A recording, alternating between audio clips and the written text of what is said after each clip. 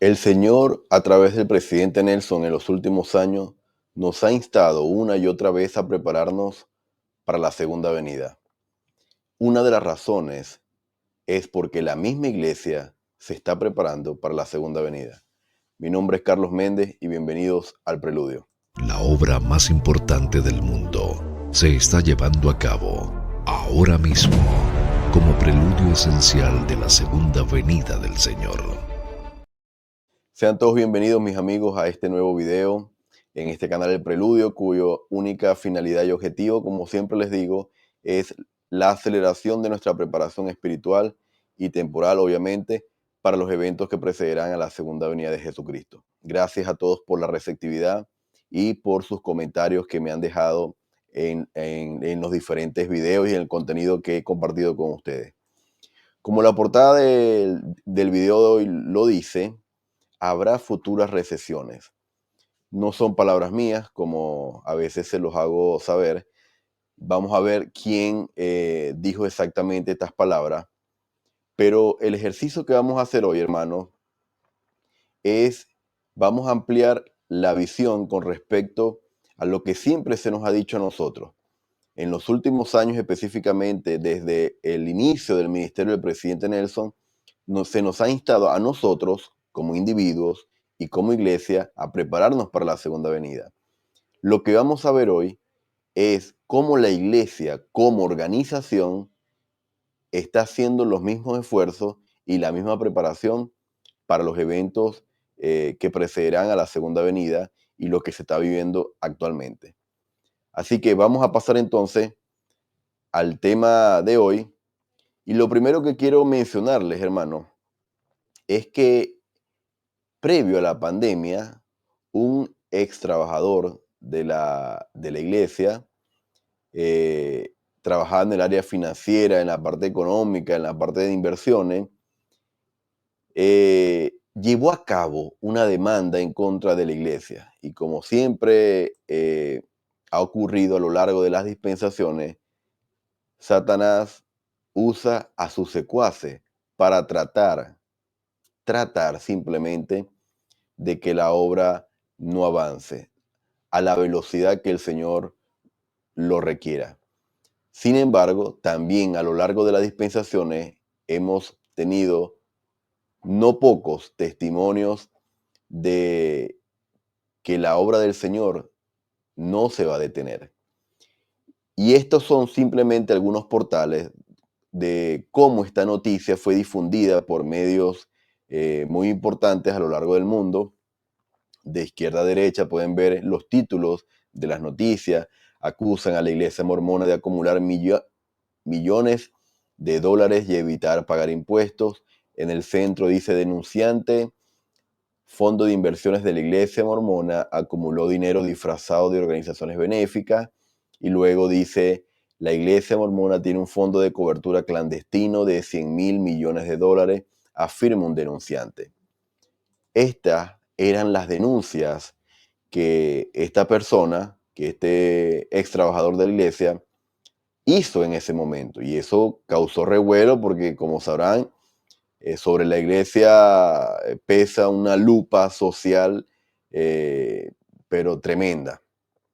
Sin embargo, sabemos lo que ocurrió después y bueno, ampliamente se ha difundido ya recientemente cómo se desenvolvió este caso y la manera en que la iglesia salió airosa de toda esta situación. Sin embargo, esto lo coloco porque lo que vamos a ver ahora es una entrevista, son palabras del obispado presidente en el 2019 con respecto a esta situación y a otras situaciones que más adelante ustedes van a conocer. Lo que les voy a mostrar ahora está reflejado en estas dos publicaciones oficiales en el Show News, que el título dice lo que el obispado presidente tiene que decir sobre las finanzas de la iglesia y la fe de sus miembros.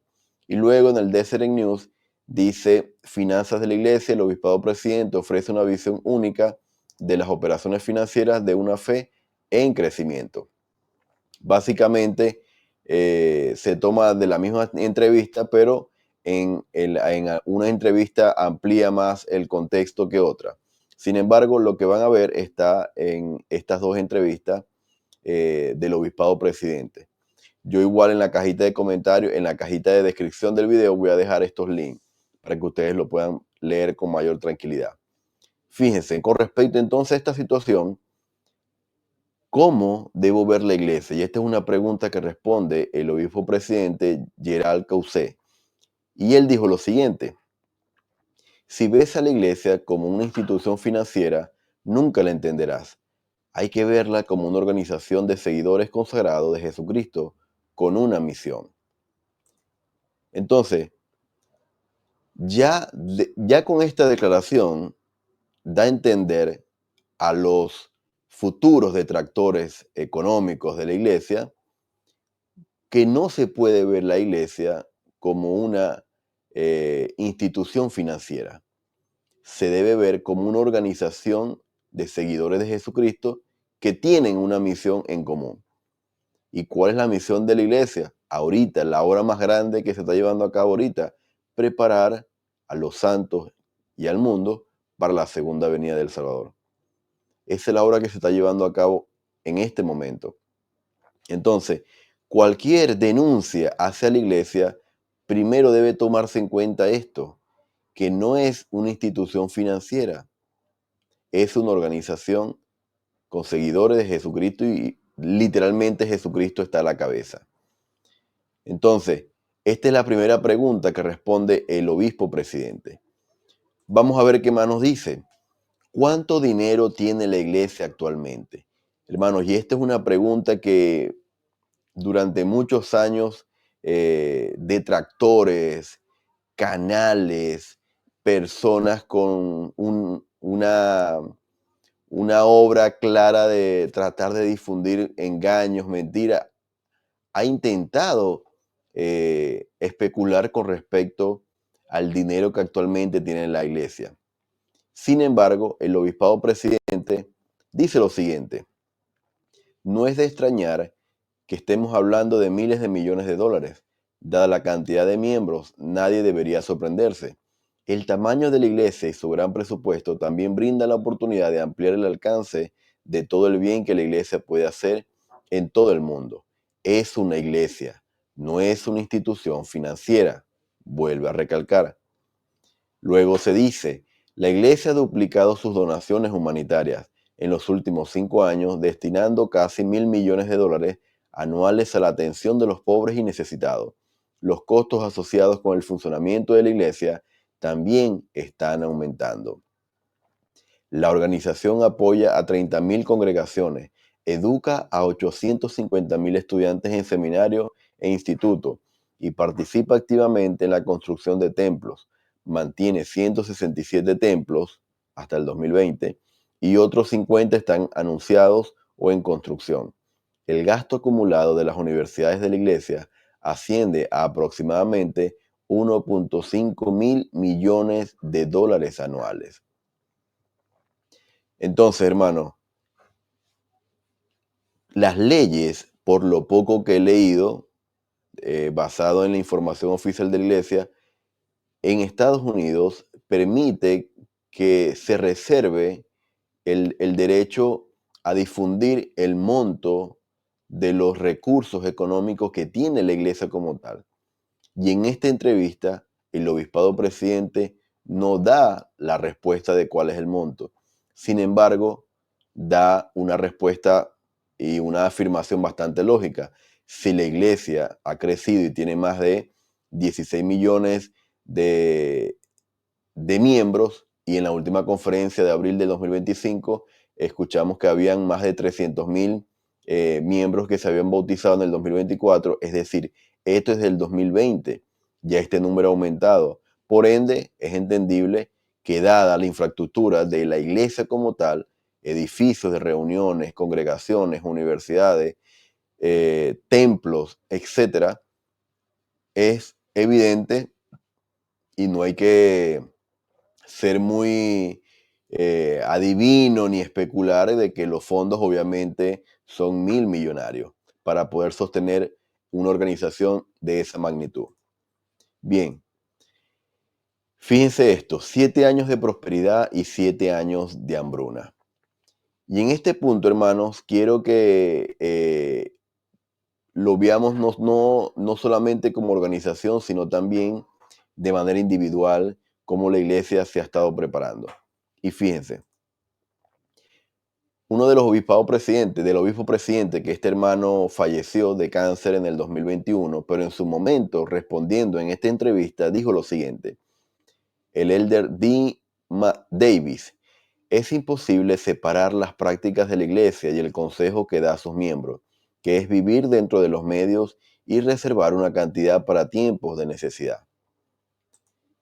Y luego, el obispo Gerald Cusé dijo: debo decir que la mayor parte del crecimiento se debe a que nos encontramos actualmente en el periodo de prosperidad más largo jamás registrado en Estados Unidos.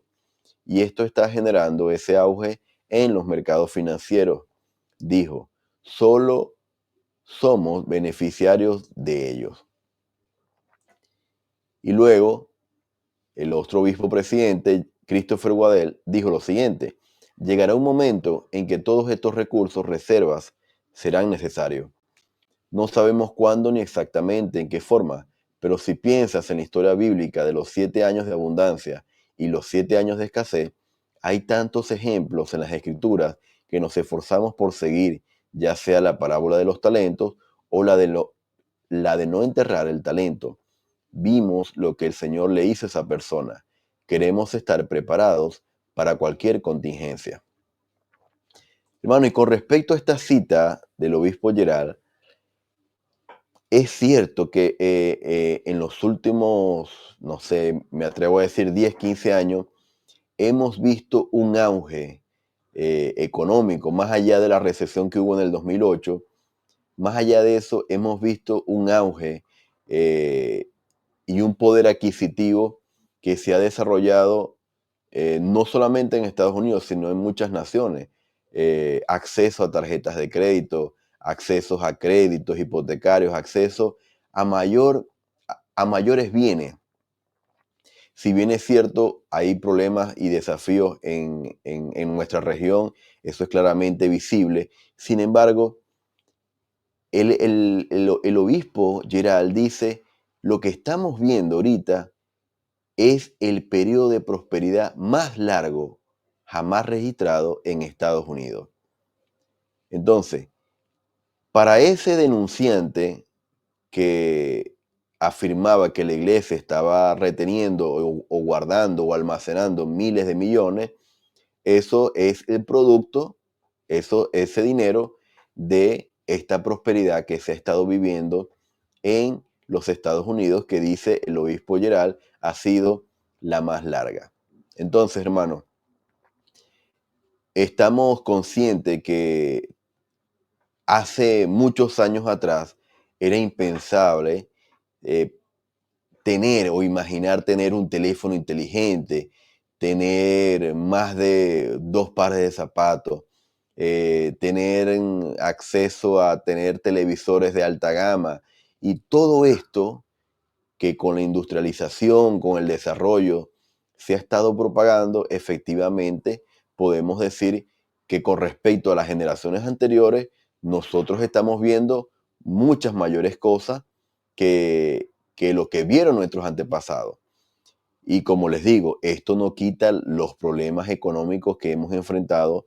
Eh, Les coloco un ejemplo: yo soy un inmigrante, he tenido que salir de Venezuela, y así como eso, problemas económicos en la región. Sin embargo, a manera general, en Estados Unidos, lo que dice el obispo es que ese periodo ha sido el más largo de prosperidad. Y hermanos, el obispo Waddell dice que va a llegar un momento donde esos 7 años de prosperidad, simbólicamente hablando, esos 7 años de vacas gordas, como lo vio José, o el rey, ¿verdad?, que él interpretó el sueño, eso se va a terminar. Esos 7 años de prosperidad se van a terminar. ¿Cuándo va a llegar eso? Ese momento, el obispo dice: no lo sabemos, llegará ese momento. en que todos esos recursos van a ser necesarios. Mientras tanto, al final de la cita dice, queremos estar preparados para cualquier contingencia. Hermanos, como organización de la Iglesia de Cristo en la tierra, se está preparando ante cualquier contingencia.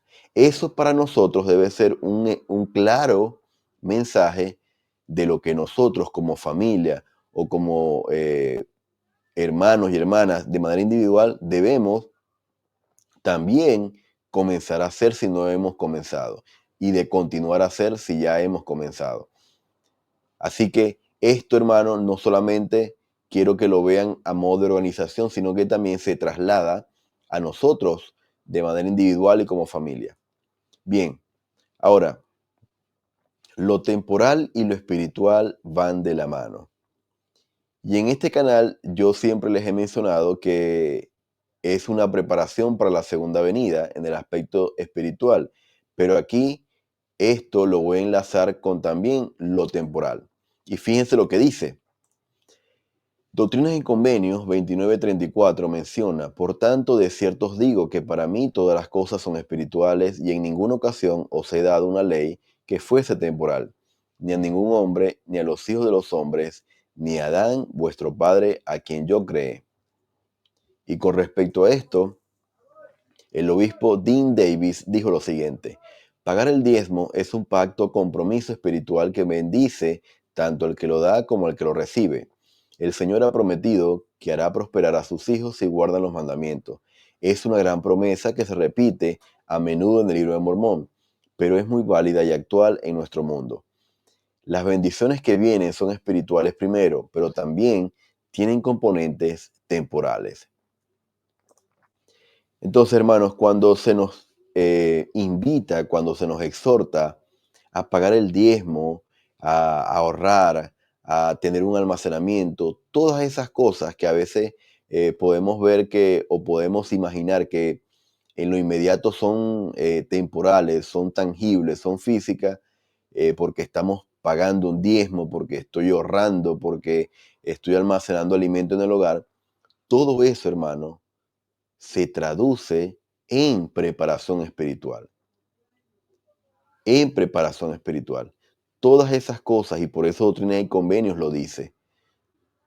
Dice, de cierto os digo que para mí todas las cosas son espirituales. Y él nunca a ningún hombre, y él se remite hasta Adán, ni siquiera a Adán, nuestro padre, él le dio una ley que fuese temporal. Todas son espirituales. Cuando a usted le dicen, cuando usted escuche que hay que almacenar alimentos, eso es espiritual, no solamente temporal. Cuando se nos dice que hay que tener un plan de emergencia y de evacuación ante desastres naturales, eso no es solamente temporal, eso también es espiritual. Cuando se nos dice que hay que tener un ahorro económico para los 7 años, simbólicamente hablando, de vaca flaca, eso no es solamente temporal, eso también es espiritual. Cuando se nos invite incluso a estudiar y a aprovechar los programas de Pagway, de English Connect, de BYU, todo esto no solamente es temporal, también es espiritual. Entonces, hermanos, esta es una invitación y una exhortación que nos hace el obispado presidente. Ahora, ¿qué sigue? Fondos económicos para la segunda venida. ¿De qué trata esto? Y fíjense lo que dijo este elder, Christopher Waddell. Cuando hablamos de prepararnos para la segunda venida, no significa que estemos acumulando dinero para tenerlo cuando ocurra. Al prepararnos para la segunda venida, hablamos de construir templos y proporcionar lugares de culto y templos donde la gente pueda recibir ordenanzas sagradas y exaltantes para que podamos reunir a Israel y realizar la obra misional en preparación para ese día. Por lo tanto, cuando hablamos de prepararnos para ello, nos referimos a todo el trabajo que se está realizando ahora. Y luego dice, ese trabajo podría verse comprometido por un desastre económico como la Gran Depresión. ¿Por qué el elder Waddell menciona esto? Y es porque el denunciante afirmaba que la iglesia tenía como una especie de fondo para la segunda venida. Y el obispo Waddell dice que cuando se habla de prepararnos para la segunda venida o de esos fondos que están destinados para la segunda venida, lo que está tratando de decirnos y explicarnos de manera clara es que es para la obra que se está llevando a cabo ahora mismo en preparación para la segunda venida. Hermano, y para nadie es un secreto que este aceleramiento de los templos tiene que ver en gran medida por los recursos que ya la iglesia tenía para llevar a cabo estas construcciones de templo, estos mantenimientos de templo y este auge de la obra misional en el mundo. Si esos recursos económicos no estuviesen disponibles, esa obra no se estuviese acelerando como se está acelerando en este momento. Pero lo que el obispo Waddell dice es sumamente claro. No es que la iglesia esté acumulando dinero para un futuro, para cuando llegue el Señor, no. Es ahorita que se está empleando ese dinero. ¿Por qué? Porque el presidente Nelson lo dijo en la última conferencia. ¿Por qué se está acelerando la obra de construcción del templo? Porque el Señor así lo ha pedido. Y luego dice, debemos asistir al templo, debemos asistir al templo. ¿Por qué? Porque de esa manera nos estamos preparando para la segunda venida de Jesucristo. Entonces, cuando ustedes escuchen algún comentario que dice o alguna noticia que la iglesia tiene fondos para la segunda venida, efectivamente son fondos que se están llevando a cabo o se están empleando en este momento para el recogimiento de Israel en ambos lados del velo. Ahora, también dice que eso, si la iglesia no se prepara, todo ese trabajo podría verse comprometido ante una crisis económica comparada a la Gran Depresión. Y con respecto a esto, estas publicaciones dicen lo siguiente: habrá futuras recesiones. Veamos lo que dice el obispo Waddell. Habrá futuras recesiones. No sabemos cuán extensas ni cuán dramáticas serán, pero gracias a que las reservas están cuidadosamente vigiladas, protegidas y administradas con prudencia, no tendremos que detener la obra misional, el mantenimiento de edificios, ni la construcción de templos, la labor humanitaria y de bienestar, ni la educación. En pocas palabras, hermanos, la obra no se va a detener por las recesiones que vendrán en el futuro. No es que es posible que ocurran, no. Habrán futuras recesiones, dice el elder Christopher Waddell.